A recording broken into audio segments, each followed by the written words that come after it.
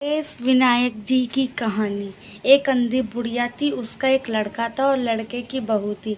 वो बहुत गरीब थी। वह अंधी बुढ़िया नित्य प्रति गणेश जी की पूजा किया करती थी। गणेश जी साक्षात सम्मुख आकर कहते हैं कि बुढ़िया माई तू जो चाहे सो मांग ले। बुढ़िया कहती है मुझे मांगना नहीं आता, सो कैसे और क्या मांगू। तब गणेश जी बोले कि अपनी बहू बेटे से पूछकर मांग ले। तब बुढ़िया ने अपने पुत्र और बहू से पूछा तो बेटा बोला कि धन मांग ले, बहू ने कहा कि नाती मांग ले। तब बुढ़िया ने सोचा कि बेटा बहू तो अपने अपने मतलब की बातें कर रहे हैं। अंततः उस बुढ़िया ने पड़ोसियों से पूछा तो पड़ोसियों ने कहा कि बुढ़िया तेरी थोड़ी सी जिंदगी क्यों मांगे धन और नाती, तू केवल अपने नेत्र मांग ले जिससे तेरी शेष जिंदगी सुख से व्यतीत हो जाए। उस बुढ़िया ने बेटे और बहू तथा पड़ोसियों की बात सुनकर घर में जाकर सोचा जिससे बेटा बहू और मेरा सबका भला हो वह ही मांग लूँ और अपने मतलब की चीज़ भी मांग लूँ।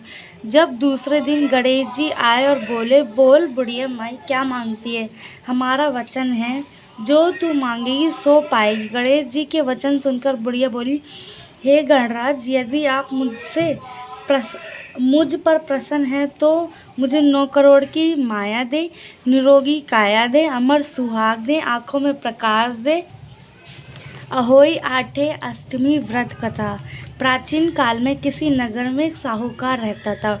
उसके 7 लड़के थे। दीपावली से पहले साहूकार की स्त्री घर की लीपा पोती के लिए मिट्टी लेने को खदान में गई और खदान में कुदाल से जब मिट्टी खोदने लगी तो वह देवयोग से उस जगह एक सै की माद थी।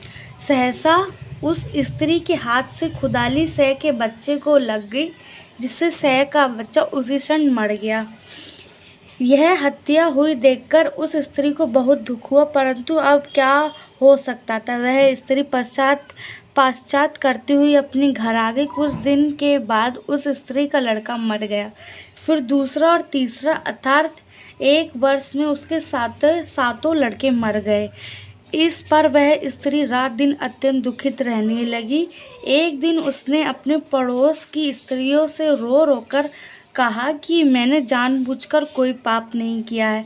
हाँ, एक बार मैं मिट्टी खोदने और खदान में गई थी।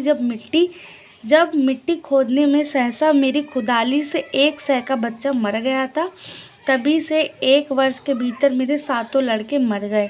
यह सुनकर उन स्त्रियों ने धैर्य देते हुए कहा कि तुमने जो ये बात हम सबको सुनाकर पश्चाताप किया है, इससे तेरा आधा पाप तो नष्ट हो गया।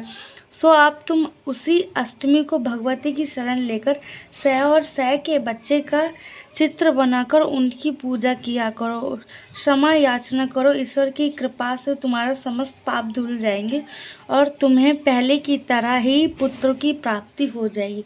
उन सब की बात मानकर उस स्त्री ने कार्तिक मास की कृष्ण पक्ष की अष्टमी को व्रत किया तथा हर साल व्रत व पूजन करती रही। फिर उसे ईश्वर की कृपा से 7 पुत्र प्राप्त हुए। तभी से इस व्रत की परंपरा चली आ रही है।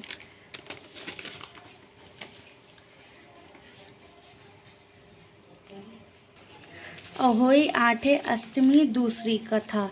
प्राचीन काल में झांसी की एक समीप दातियाई नामक नगर में चंद्रभान नामक साहूकार रहता था।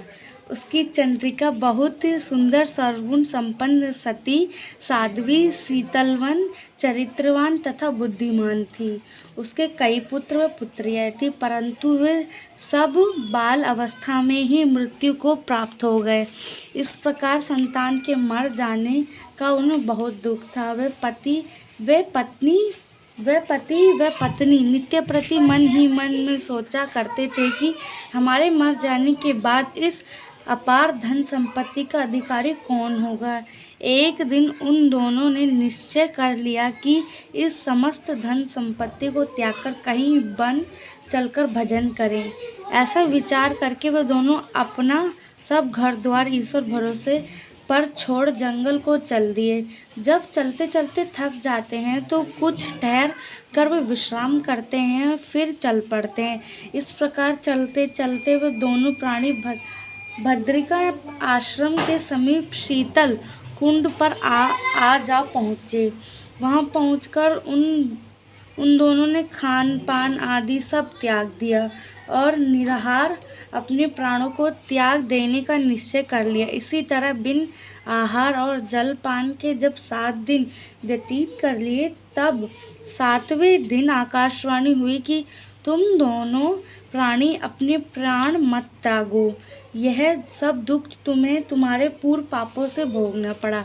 सो अब तुम अपनी स्त्री से अहोई आठे, जो कार्तिक मास के कृष्ण पक्ष में आई, उस आठे को अहोई माता का व्रत और पूजन कराओ। तब अहोई नामक देवी प्रसन्न होकर तुम्हें साक्षात दर्शन देंगी।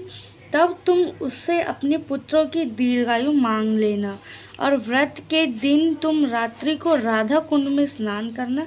तत्पश्चात इस आकाशवाणी के अनुसार चंद्रभान की स्त्री चंद्रिका ने बड़ी श्रद्धा और स्वच्छ भावना से विधि विधान से अहोई आठे का व्रत किया और स्त्री ने राधा कुंड में स्नान किया।